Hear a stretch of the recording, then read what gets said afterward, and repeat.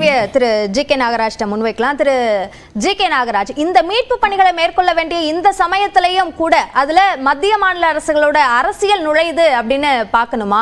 இன்னும் நிறைய கேள்விகள். இப்ப பாஜக அரசு இப்ப செய்ய வேண்டிய விஷயத்தை விட்டுட்டு இங்க இருக்கக்கூடிய பிரச்சனையை இன்னும் கிளறி விடுறதுக்கு பாக்குறாங்க அப்படின்ற குற்றச்சாட்டை முன்வைக்கிறார் திரு ரவீந்திரநாத். இல்லைங்க, ரவீந்திரநாத் அவர்கள் ஒரு கம்யூனிஸ்ட் கட்சியிலிருந்து பேசுறாரு. ஒரு அமித்ஷா அவர்கள் தெளிவான விளக்கம் கொடுத்தது கூட ஒரு பொறுப்பற்ற முறையில பச்சையான பொய்யா பேசுறாரு. பேசுகிற பேச்சு ஒரு கண்ணியம் வேண்டாமா, ஒரு கௌரவம் வேண்டாமா? ஒரு மத்திய அரசை பத்தி பேசுறோம். ஒரு கையிலாகாத திறனற்ற ஒரு அரசு. கம்யூனிஸ்டும் ரெண்டு பேரும் தனித்தனியா பிரிஞ்சு நிக்கிறாங்க. பினராயி விஜயனை சொல்றீங்களா? நான் ரவீந்திரநாத் சொன்னதுக்கு ரிஃப்ளெக்ட் பண்ணிட்டு இருக்காங்க. ஒரு பேசுற பேச்சுல தரம் வேண்டாமா? இவங்க கம்யூனிஸ்ட் ரெண்டு பேரும் பிரிஞ்சு நிக்கிறாங்க கேரளாவில். இவங்க தான் ஆட்சி பண்றாங்களா? தமிழ்நாட்டில் சேர்த்து நிக்கிறாங்க. என்ன அரசியல் பேசுறாங்க? முதல்ல பேசுறாங்க. இல்ல நீங்க தவறான வார்த்தை பயன்படுத்துறீங்க. ஒரு அரசை பத்தி, ஒரு மத்திய அரசை பத்தி இந்த மாதிரி பேசக்கூடிய உங்களுக்கு கிடையாது.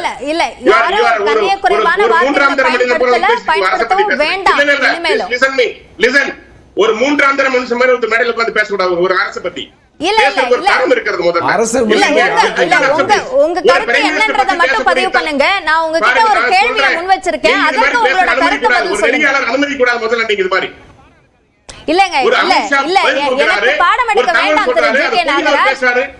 மட்டும் சொல்லுங்க. பொய் பேசுறது தவறுன்னு முதல்ல நான் பதிவு செய்யறேன். ஒண்ணு. ரெண்டாவது, முல்லை பெரியார் விஷயம் உங்களுக்கு தெரியும்.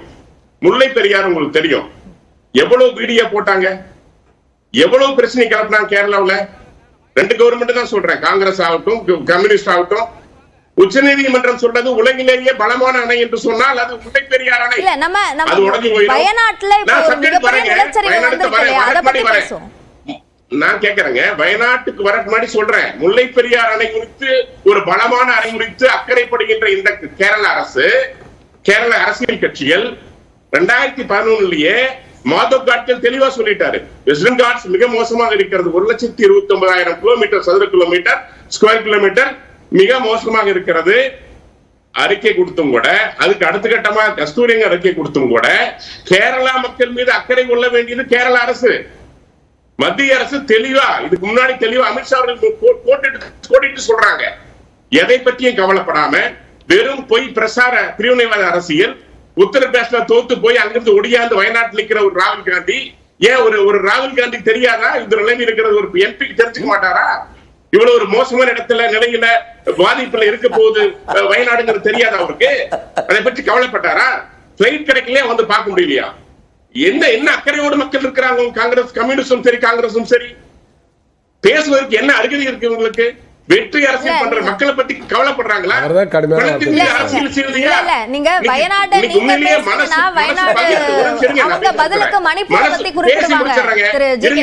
பேச விடுறீங்கல்ல, மனசு பதறது. எவ்வளவு ஒரு பிணங்கள் அங்க கொட்டி கிடக்குது, எப்படி புதைந்து கிடக்கிறது. கேரளா தெரியாதா? உங்க வீட்டை நீங்க வாழ்றவங்களுக்கு அந்த வீடு மோசம் என்றால் தெரியாதா? புரிந்து கொள்ள முடியாதா?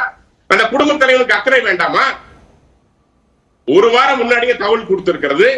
தேவையான ராணுவ உதவி அனுப்பப்பட்டிருக்கிறது. எல்லா வகையும் உதவி செய்ய தயார் என்று மத்திய அரசு சொல்லியிருக்கிறது. இப்ப எங்க மத்திய அரசு வந்தது? தன் கடமை மத்திய அரசு சரியாக செய்து கொண்டிருக்கிறது. இவர்கள் கையிலாகத்தனம், இவர்களால் செய்ய முடியவில்லை, தடுக்க முடியவில்லை, உரிய முன்னெச்சரிக்கை நடவடிக்கை எடுக்க முடியவில்லை.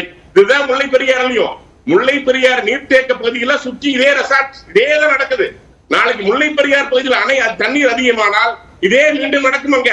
சோ இவங்க ஆக்கிரமிப்பை தடுக்காமல் ஆக்கிரமிப்பதை மேலும் அதிகரிப்பதற்காகத்தான் அணை இடிக்கும்னு சொல்றாங்க, டிராமா போடுறாங்க.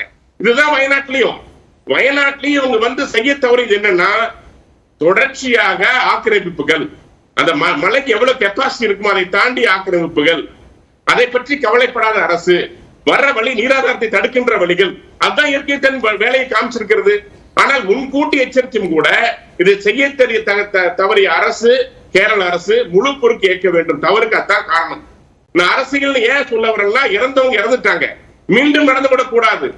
கொஞ்சம் வயநாடு மட்டுமல்ல, வெஸ்டர்ன் காட்ஸ் இருக்கிற 1,29,000 ஸ்கொயர் கிலோமீட்டர் இதே பாதிப்பு இருக்குதுங்கிற. சோ நடவடிக்கை யார் எடுக்கணும்? எந்த அரசு பொறுப்படுத்திக்கணும்? கேரள அரசு பொறுப்படுத்திக்கணும். அதை செய்யாதனாலதான் அமித்ஷா அவர்கள் சுட்டி காட்டுகிறார். நாங்க சொல்லிட்டோம், கேரள அரசு நடவடிக்கை எடுக்கல, பட் நாங்கள் தயாராக இருக்கிறோம் உதவி செய்வதற்கு ஒரு சுட்டி காட்டுறோம். இப்பவும் சுட்டிக்காட்ட வேண்டாம்னு சொல்லல, சுட்டி காட்டுறதுக்கு இது நேரம் இல்லன்னு தான் சொல்றாரு. எப்பங்க சுட்டி காட்ட முடியும்? அடுத்த ஒரு இன்சிடென்ட் நடக்கும் சொன்னீங்களான்னு கேப்பீங்க.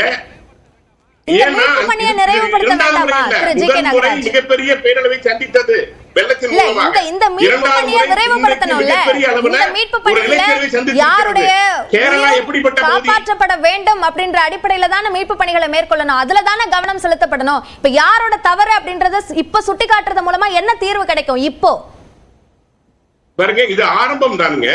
1,00,000 சொல்றேன் பாருங்க, 1,29,000 சதுர கிலோமீட்டர் பாதிக்கப்பட்டிருக்கிறது. இது ஒரு ஆரம்பம் தான். இது எச்சரிக்கை வேண்டிய தருணம் இன்னைக்கு மத்திய அரசுக்கு இருக்கிறது. எச்சரிக்கை விடுத்திருக்காங்க, அரசியலா பார்க்காதீங்க. இது எச்சரிக்கை. கேரள அரசு தூங்கிக் கொண்டிருக்கிறது. மக்கள் மீது கவனம் செலுத்தவில்லை. அந்த வயநாட்டோட எம்பி ராகுல் அவர்கள் அதை பற்றி கவலைப்படவில்லை. அவர் ஜெயிச்சுட்டு கை கழுவி விட்டு போறாரு. இப்போ இதுதான் நிலைமை. இதுதான் காங்கிரசும் கம்யூனிஸ்டும் நம்ம கேரள மக்களுக்கு செய்கின்ற உதவி. நீங்க பாத்துக்கங்க, அக்கறையோடு மத்திய அரசு இன்றைக்கு பேசிக் கொண்டிருக்கிறது. அந்த மக்களை பத்தி கவலைப்படுகின்ற அரசாக மத்திய அரசு இருக்கிறது. அவர் சொன்னார், ஏதோ கொரோனா சமயத்துல ஒரே வருஷத்துல 2 மருந்தை கொடுத்திருக்கிறோம். 2 மருந்து 100 உலக நாடுகளுக்கு ஏற்றுமதி செஞ்சிருக்கிறோம். தயவு செய்து மத்திய அரசு குறித்து தவறாக பேசாதீங்க. மிக மோசமான அரசியல் பேச்சு இதெல்லாம் பேசக்கூடாது. இது மாதிரி எல்லாம் இன்னைக்கு எல்லா நாடுகளும் மீண்டு வரல. பொருளாதாரத்தில் இந்தியா மீண்டு வந்திருக்கிறது. 10ஆம் இடத்திலிருந்து 5ஆம் இடத்துக்கு வந்திருக்கிறோம். உலக பொருளாதாரம் நம்முடைய நாட்டு இந்திய பொருளாதாரம் திரு ஜி கே நாகராஜ் தொடர்ந்து அவர் பேசுறாரு. நீங்க அப்ப சொல்லிருக்கணும்ல, கொரோனா பத்தி பேசுறாரு. நீங்க அப்ப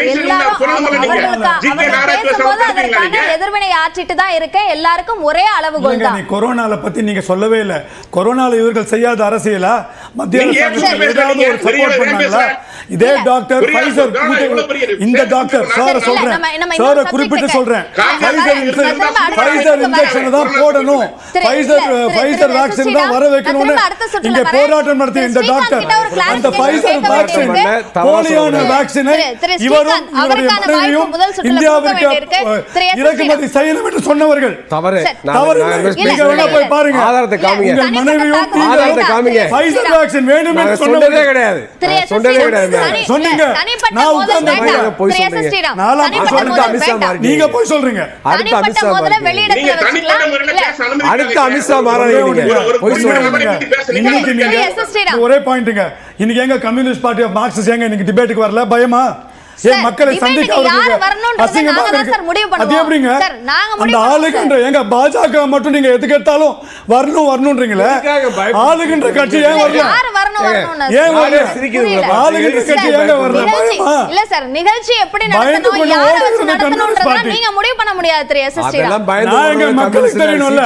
சிபிஎம் இருந்தாலும் யாரா இருந்தாலும் வர சொல்லுங்க. அப்ப சிபிஎம் சந்திப்பு உங்களை பத்தி சிபிஎம் வர சொல்லுங்க. ஏன் நீங்க வரீங்க? திரு ஸ்ரீகாந்த், இந்த கேள்வி நீங்க கேட்க கூடாது, தவறா பேச கூடாது. தவறா இல்ல, கரெக்ட். நீங்க யாருக்கு கேக்குறது? ஆமாங்க, நீங்க ஏன் வரீங்க? யார் கேக்குறதுக்கு? அதான் சார், நான் கேக்குறேன். இது என்ன கேள்வி? இது கேள்வி இதுதான் ஃபாசிசம். இல்ல ஒரு கிளாரிஃபிகேஷன் ஸ்ரீகாந்த், ஒரு ஆளுக்கு ஒரு கட்சி இங்க கூட்டத்துக்கு வர்றோம். அந்த கேள்வி யார் விருந்தினர் வரணும்ன்றத நீங்க முடிவு பண்ண முடியாது திரு எஸ்எஸ்டி. நான் உங்களை கேக்குறேங்க, ஏங்க கூப்பிடலன்னு சார்? அதுதான் சார், என்ன கேக்குறீங்க? நீங்க கேக்குறீங்க எந்த அடிப்படையில தெரியும் சார், தெரிஞ்ச அந்த அடிப்படையில அதற்கு தான் நான் பதில் கொடுக்கிறேன். நான் சொல்றதை கேளுங்க சார். நீங்க டிக்டேட் பண்ண தேவையில்ல திரு எஸ்எஸ்டி. ஏங்க ஒருத்தர் டிபேட் கூப்பிடல, அது நான் உங்களை கேக்குறேன். இல்ல, உங்களுடைய பாடம் இப்போதைக்கு எனக்கு தேவையில்லை திரு ஸ்ரீகாந்த். தேவைங்க திரு ஸ்ரீகாந்த் இல்லைங்க, நீங்க கூப்பிட்டுக்கணுங்க. எந்த கட்சி ஆட்சியில் இருக்கோ அவங்க கூப்பிட்டு அந்த கட்சியை கூப்பிடுங்க. ஆட்சியில இருக்கா உங்களுக்கு தெரியாது? அதானே சரியா தெரியாது உங்களுக்கு? முந்தாநாள் யார் ஆட்சியில இருக்கா கேளல? இதெல்லாம் சரி, யாரும் ஆட்சியில உங்களுக்கு தெரியாது? நம்மளுடைய கட்சி சார்பு 2 பேர் என்ன பேசுறீங்க நீங்க? 2 பேரும் ஒண்ணா சேர்ந்து இருக்காங்க. கூப்பிட்டு கேளுங்க அவங்க. ஜி கே நாகராஜ் சும்மா கேள்வி பதிலா கண்ணால பேசிய பொது கேள்வி ஒன்னு கேக்கும்போது அவங்களை ஏன் கூப்பிடல இவங்களை ஏன் கூப்பிடலன்ற விவாதம் தேவையா திரு ஸ்ரீகாந்த்? வானிலை ஆய்வு மையங்களோட கணிப்புகளை தாண்டி அதோட பாதிப்புகளை மிகப்பெரிய சவாலா மாறுதா? ஒரே ஒரு சிம்பிள் क्वेश्चन ஸ்ரீராம் கேக்குற சரியான கேள்வி. இல்ல நான் அடுத்த சுற்றுல வரேன் ஜி கே நாகராஜ், அடுத்த சுற்றுல வரேன். இங்க இருக்கணும் இல்ல, நாங்க ஆட்சியில இருக்கோங்க. நாங்களே ஆட்சியில இருக்கோம். பேப்பர் படிங்க, செய்தி தெரிஞ்சுங்க. இடதுசாரி ஜனநாயக முன்னணி ஆட்சியில இருக்கு. இல்ல பல முக்கியமான விவாதங்களுக்கு பாஜக தரப்புல இருந்து வராம இருந்திருக்கீங்க. அதை இப்ப பேசுறதுக்கு நேரம் இல்ல. நம்ம சப்ஜெக்ட்ல பேசணும். நம்ம சப்ஜெக்ட்ல பேசணும். கட்டாயம் வருவாங்க. திரு